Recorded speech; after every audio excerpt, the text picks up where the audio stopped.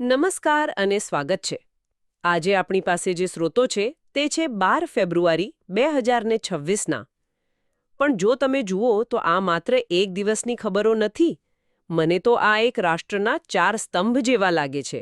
તેની સાંસ્કૃતિક ઓળખ, તેની ભૌતિક શક્તિ, સૈન્ય સજ્જતા અને પર્યાવરણીય સંપત્તિ. આજે આપણે આ ચારેયનું એક નાનકડું હેલ્થ ચેકઅપ કરવાના છીએ. બરાબર કહ્યું. અને આજનો આપણો ઉદ્દેશ પણ એ છે. આ બધી જે અલગ અલગ દેખાતી ઘટનાઓ છે તેને જોડીને એક મોટું ચિત્ર બનાવવું. જેમ કે વંદે માતરમના નવા નિયમો, પછી દેશમાં બની રહેલા હાઈવે અને નવી ટ્રેનો, વાયુસેનાનું શક્તિ પ્રદર્શન અને પેલો નળ સરોવરમાં પક્ષીઓનો કલરવ. આ બધું આપણને દેશ કઈ દિશામાં જઈ રહ્યો છે એના વિશે શું કહે છે? ચાલો આ સ્રોતોમાં થોડા ઊંડા ઉતરીએ અને સમજીએ. ચાલો તો શરૂઆત કરીએ પહેલા અને કદાચ સૌથી મહત્વના સ્તંભથી, આપણી સાંસ્કૃતિક ઓળખ. કેન્દ્રીય ગૃહ મંત્રાલયે રાષ્ટ્રીય ગીત વંદે માતરમ માટે નવી ગાઈડલાઇન્સ બહાર પાડી છે. અને એમાં કેટલાક મોટા ફેરફારો છે ને? હા, અને સૌથી મોટો ફેરફાર તો એ છે કે અત્યાર સુધી આપણે સામાન્ય રીતે માત્ર પહેલો અંતરો ગાતા હતા. હવે તેની જગ્યાએ બંકિમચંદ્ર ચટ્ટોપાધ્યાયની જે મૂળ રચના છે તેના તમામ 6 અંતરા એટલે કે સ્ટેન્ઝાસ એને સત્તાવાર સંસ્કરણ ગણવામાં આવશે. અને તેને ગાવાનો સમય પણ નક્કી થયો છે. ઓહ, કેટલો સમય? 3 મિનિટ અને 10 સેકન્ડ. 3 મિનિટ ને 10 સેકન્ડ એટલે કે 190 સેકન્ડ. બરાબર, 190 સેકન્ડ. જનગણમન કરતાં લગભગ 3.5 ગણું લાંબુ. આજના આટલા ઝડપી યુગમાં આ તો ધ્યાન માંગી લે તેવી વાત છે. પણ મને એ સમજાવો કે આટલા વર્ષો પછી અચાનક આ નિયમોની જરૂર કેમ પડી? શું કોઈ એકરૂપતા નહોતી? તમારો પ્રશ્ન બિલકુલ યોગ્ય છે. અને મુખ્ય કારણ એ જ છે એકરૂપતાનો અભાવ. અને બીજો હેતુ રાષ્ટ્રગીતને રાષ્ટ્રગાન જેટલું જ સન્માન આપવાનો છે. તમને જાણીને નવાઈ લાગશે કે વંદે માતરમને રાષ્ટ્રગીતનો દરજ્જો તો છેક 24 જાન્યુઆરી 1950ના રોજ ડૉક્ટર રાજેન્દ્ર પ્રસાદ દ્વારા બંધારણ સભામાં આપી દેવાયો હતો. ઓહ, આટલો જૂનો? હા, પણ તેને કેવી રીતે ગાવું, ક્યારે ગાવું, તેના કોઈ સ્પષ્ટ અને સાર્વત્રિક નિયમો નહોતા. તો આ નવી માર્ગદર્શિકા એ ખાલી જગ્યાને ભરે છે. અને આ વાત સાંસ્કૃતિક ઓળખ સાથે જોડાયેલી છે, તો એ પણ યાદ કરી લઈએ કે 12 ફેબ્રુઆરીએ એક મહાન સમાજ સુધારક સ્વામી દયાનંદ સરસ્વતીની જન્મ જયંતિ પણ છે, જેમણે આપણી સંસ્કૃતિના મૂળને એકદમ અલગ રીતે જોવાની પ્રેરણા આપી હતી. ચોક્કસ. ગુજરાતના ટંકારામાં જન્મેલા મૂળશંકર, જે પાછળથી સ્વામી દયાનંદ સરસ્વતી બન્યા, તેમણે વેદો તરફ પાછા વળોનો નારો આપ્યો હતો અને મૂર્તિપૂજા અને સામાજિક કુરિવાજોનો વિરોધ કરીને વૈદિક જ્ઞાન પર ભાર મૂક્યો. તો આ એક રસપ્રદ વાત છે.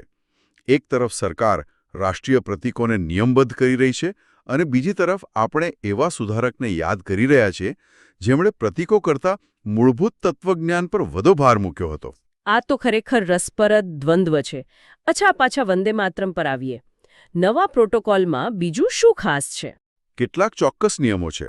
જેમ કે જો કોઈ કાર્યક્રમમાં રાષ્ટ્રગાન અને રાષ્ટ્રગીત બંને ગાવાના હોય તો વંદે માતરમ હંમેશા પહેલા ગવાશે. હંમેશા પહેલા? હા. અને પદ્મ એવોર્ડ્સ જેવા સિવિલ સમારોહમાં રાષ્ટ્રપતિ કે રાજ્યપાલના આગમન વિદાય સમયે અને પરેડમાં રાષ્ટ્રધ્વજ લાવતી વખતે તેને ગાવું ફરજિયાત બનાવાયું છે. અને શ્રોતાઓ માટે પણ આચારસંહિતા છે કે ગીત ગવાતું હોય ત્યારે સાવધાન મુદ્રામાં ઊભા રહેવું. પણ શું આ નિયમ વ્યવહારુ છે? મારો મતલબ, રાષ્ટ્રગાન માટે સિનેમા હોલમાં ઊભા રહેવાનો વિવાદ આપણે જોયો છે. તો શું આ નવી માર્ગદર્શિકા ફરીથી એ જ વિવાદને જન્મ નહીં આપે? ખાસ કરીને જ્યારે આના માટે કોઈ કાયદાકીય સજા નથી. તમે બહુ સારો મુદ્દો ઉઠાવ્યો છે. અને અહીંયા જ માર્ગદર્શિકા અને કાયદા વચ્ચેનો તફાવત મહત્વનો બને છે. Prevention of insults to national honour act 1971 હેઠળ રાષ્ટ્રગાનના અપમાન માટે કાયદાકીય સજા છે. બરાબર. એ છે કે સરકારનો હેતુ સજાના ડરથી પાલન કરાવવાનો નથી, પણ નાગરિકોમાં આદર અને ગૌરવની ભાવનાને પ્રોત્સાહિત કરવાનો છે. એટલે સિનેમા હોલમાં ફિલ્મના ભાગરૂપે આવે તો ઊભા રહેવાની જરૂર નથી એવી સ્પષ્ટતા પણ કરાઈ છે. સારું, સમજાઈ ગયું. એટલે સરકાર વિવાદ ટાળવા માંગે છે. તો ચાલો, સાંસ્કૃતિક પાયાને મજબૂત કર્યા પછી હવે દેશના બીજા સ્તંભ પર આવીએ. એટલે કે ભૌતિક પાયો, આપણું ઇન્ફ્રાસ્ટ્રક્ચર.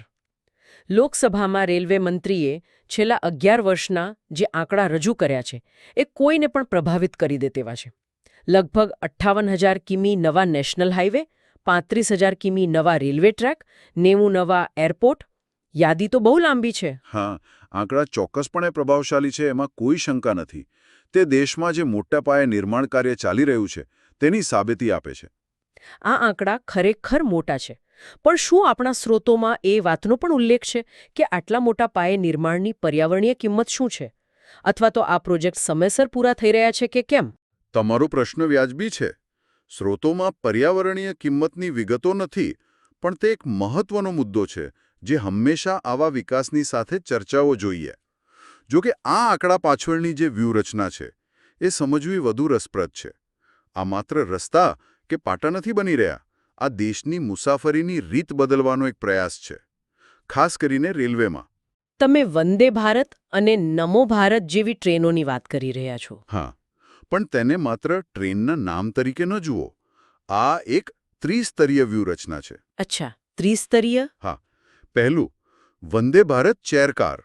હાલમાં 164 સેવાઓ ચાલે છે, જે 2 મોટા શહેરો વચ્ચેના દિવસના પ્રીમિયમ અને બિઝનેસ ટ્રાફિકને લક્ષ્ય બનાવે છે. બીજું, વંદે ભારત સ્લીપર. અત્યારે 2 સેવાઓ કાર્યરત છે, જે લાંબા અંતરની રાત્રિની મુસાફરીને આરામદાયક બનાવે છે, રાજધાની જેવી ટ્રેનોનો વિકલ્પ. અને ત્રીજું, નમો ભારત રેપિડ રેલ. 4 સેવાઓ ચાલી રહી છે, જે દિલ્હી એનસીઆર જેવા મોટા મહાનગરોની આસપાસના સેટેલાઇટ ટાઉન્સને જોડે છે. ઓહ, તો આ માત્ર મુસાફરીની સુવિધા નથી, પણ એક આર્થિક યોજના પણ છે. બિલકુલ. આ ફક્ત મુસાફરી નથી, આ આર્થિક કોરિડોર બનાવવાની વાત છે. આનાથી લોકો અને માલસામાનની હેરફેર ઝડપથી બને છે, જે સીધી રીતે દેશની ઉત્પાદકતા પર અસર કરે છે. અને આર્થિક કોરિડોર એટલે જ દેશની ઉત્પાદકતામાં વધારો. અને યોગાનુયોગ જુઓ, 12 ફેબ્રુઆરી એ રાષ્ટ્રીય ઉત્પાદકતા દિવસ પણ છે. એકદમ સાચો સંબંધ જોડ્યો. આ દિવસ રાષ્ટ્રીય ઉત્પાદકતા પરિષદ એટલે કે એનપીસીના સ્થાપના દિવસ તરીકે ઉજવાય છે. 1958માં સ્થપાયેલી સંસ્થાનું કામ જ દેશમાં ઉત્પાદકતા વધારવા માટેના રસ્તાઓ શોધવાનું છે. તો એક તરફ એનપીસી જેવી સંસ્થાઓ નીતિઓ ઘડે છે અને બીજી તરફ નવા હાઈવે અને ટ્રેનો જેવું ઇન્ફ્રાસ્ટ્રક્ચર એ નીતિઓને જમીન પર ઉતારવાનું કામ કરે છે. તો સાંસ્કૃતિક અને ભૌતિક પાયા પછી હવે ત્રીજા અને ખૂબ જ મહત્વપૂર્ણ સ્તંભની વાત, રાષ્ટ્રીય સુરક્ષા.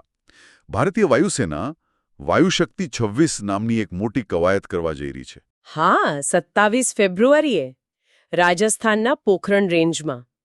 અને આ કોઈ સામાન્ય વાર્ષિક કવાયત નથી. આ વાયુસેનાની સંપૂર્ણ તાકાતનું એક જીવંત પ્રદર્શન છે, જેનો ઉદ્દેશ છે અચૂક, અભેદ્ય એરિયલ સ્ટ્રાઇક. આ માત્ર દુશ્મનો માટે સંદેશ નથી, પરંતુ દેશના નાગરિકો માટે એક આશ્વાસન પણ છે. તો આમાં શું શું જોવા મળશે? શું આ માત્ર જૂના વિમાનોનું પ્રદર્શન છે કે કંઈક નવું પણ છે જે આજના સમયમાં મહત્વનું હોય? આમાં વાયુસેનાના લગભગ તમામ મુખ્ય પ્લેટફોર્મ સામેલ થશે. સ્વદેશી તેજસથી લઈને Rafale, Sukhoi 30 MKI, Miraj 2000, C-130J જેવા ટ્રાન્સપોર્ટ એરક્રાફ્ટ અને ચિનૂક જેવા હેલિકોપ્ટર પણ હશે.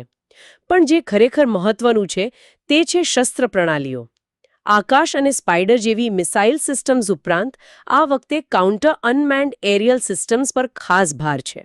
કાઉન્ટર અનમેન્ડ એરિયલ સિસ્ટમ્સ એટલે કે દુશ્મન ડ્રોનનો સામનો કરવાની સિસ્ટમ? બરાબર.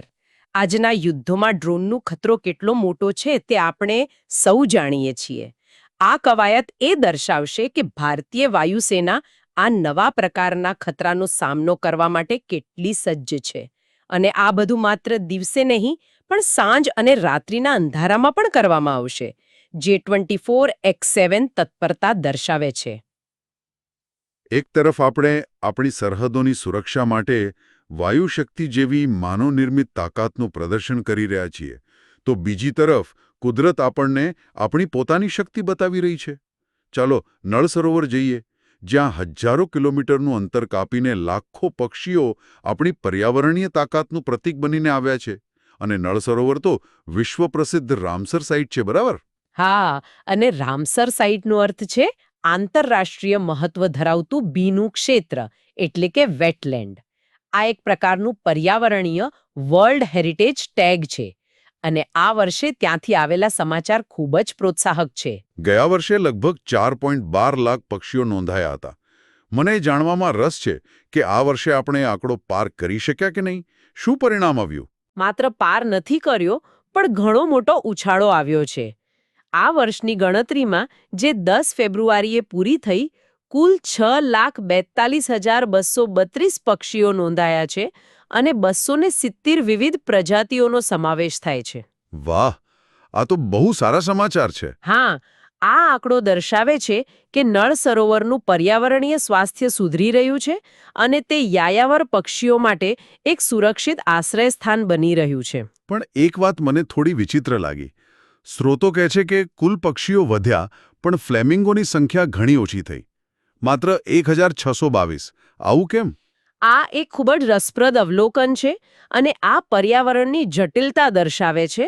નિષ્ણાતોનું માનવું છે કે આ કોઈ ચિંતાનો વિષય નથી.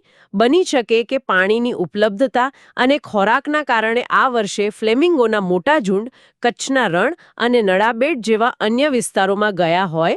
આ પક્ષીઓના કુદરતી સ્થળાંતરનો એક ભાગ છે. નળ સરોવરમાં અન્ય પ્રજાતિઓનો વધારો એ સૂચવે છે કે એકંદર ઇકોસિસ્ટમ સ્વસ્થ છે. અને આ ગણતરી કોઈ અંદાજ નથી, બરાબર? આ એક વૈજ્ઞાનિક પ્રક્રિયા છે. બિલકુલ. ગુજરાત વન વિભાગ આ માટે સમગ્ર અભયારણ્યને 50 સર્વે ઝોનમાં વહેંચે છે અને પછી પ્રશિક્ષિત ટીમો દ્વારા વ્યવસ્થિત રીતે ગણતરી કરવામાં આવે છે. આ આંકડાઓ માત્ર રોમાંચક નથી, પણ તે આ વિસ્તારના સંરક્ષણ માટે ભવિષ્યની નીતિઓ ઘડવામાં પણ મદદરૂપ થાય છે.